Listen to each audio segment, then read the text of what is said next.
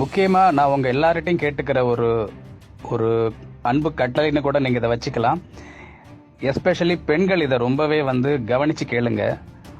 எதெல்லாம் வீட்டில் பயன்படுத்தக்கூடாது, முக்கியமான விஷயங்கள் எதெல்லாம் பயன்படுத்தக்கூடாதுன்னு சொல்றேன், அதெல்லாம் தயவு செய்து நீங்க எக்காரணத்தை கொண்டும் பயன்படுத்தாதீங்க. உங்க குடும்பத்து மேல இருக்கிறவங்களுக்கு அக்கறை இருந்தா, உங்க குழந்தைகள் மீது உங்களுக்கு உண்மையாகவே அக்கறை இருக்குன்னு கேட்டா தயவு செய்து இது போன்ற விஷயங்கள் பயன்படுத்தாதீங்க. முதல்ல ஜீனி அப்படின்னு சொல்லக்கூடிய ஒயிட் சுகர், அதை தயவு செய்து பயன்படுத்தாதீங்க. டீலயோ காஃபிலயோ மற்ற எந்த விஷயங்களையோ ஒயிட் சுகரை பயன்படுத்தாதீங்க. அது ஒரு ஒயிட் பாய்சன். அது ஒரு ஒரு அது எப்படி சொல்றதுன்னே தெரியாத அளவுக்கு ஒரு மோசமான ஒரு கெமிக்கல் ஃபார்மேஷன் அது.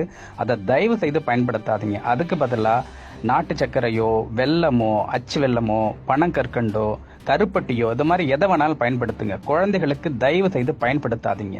லங்ஸ் கெட்டு போறதுக்கும் சுகர் வர்றதுக்கும் உடம்புல இருக்கக்கூடிய எதிர்ப்பு சக்தி அழிஞ்சு போறதுக்கும் மிக முக்கியமான காரணமே அந்த ஒயிட் சுகர் தான்.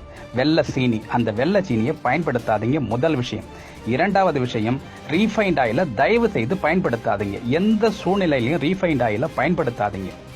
நாட்டு மர செக்கு எங்க கிடைச்சாலும் போய் வாங்கிட்டு அதை தயவு செய்து அதை பயன்படுத்துங்க. ஏன்னு கேட்டா 1 கிலோ எள்ளானது 100 ரூபாய்க்கு மேல விற்கும் பொழுது, 1 கிலோ கடலையானது 100 ரூபாய் விற்கும் பொழுது 3 கிலோ போட்டு ஆட்டினாதான் 1 லிட்டர் எண்ணெய் கிடைக்கும். அப்படி இருக்க சமயத்துல உங்களுக்கு 80 ரூபாய்க்கும் 90 ரூபாய்க்கும் எண்ணெயை கொடுக்க முடியும்னு கேட்டா அது எண்ணெயே கிடையாது. அது எல்லாமே பூமியிலேருந்து எடுக்கக்கூடிய மினரல் ஆயில்ஸ்.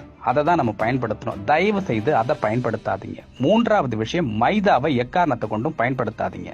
பரோட்டா வகைகளையோ மைதா சம்பந்தப்பட்ட இந்த பப்ஸ் இந்த மாதிரி விஷயங்களையோ குழந்தைகளுக்கு தயவு செய்து கொடுக்காதீங்க. அதே மாதிரி உடலுக்கு ஏதாவது பிரச்சனைகள் வரும்பொழுது டாக்டர்கிட்ட தூக்கிட்டு போயிட்டு உடனே இன்ஜெக்ஷன் போடுறதையோ மாத்திரை கொடுக்கறதையோ தயவு செய்து நிப்பாட்டுங்க. இயற்கையான முறையில் ஒரு சளி பிடிச்சிச்சுன்னு சொன்னா அவங்களுக்கு உடம்புல மெட்டபாலிக் சேஞ்ச் ஆகுதுன்னு அர்த்தம். அதை உடம்பு தற்காக்கிறதுக்காக ஒரு விஷயத்தை ஏற்படுத்துதுன்னு அர்த்தம். அந்த சமயத்தில் என்ன பண்ணணும், துவரான விஷயங்களையும் கசப்பான விஷயங்களையும் உடம்புக்குள்ள இறக்கணும். அதை இறக்கும் பொழுது ஆட்டோமேட்டிக்கா உங்களுக்கு இம்யூன் பவர் வரும், எதிர்ப்பு சக்தி உண்டாகி தானாகவே உடம்பு அதை தாங்கிக்கிறதுக்கூடிய சக்தியை உண்டாக்கும். அதனால இந்த மாதிரி சின்ன சின்ன விஷயங்களுக்கெல்லாம் டாக்டர்கிட்ட தூக்கி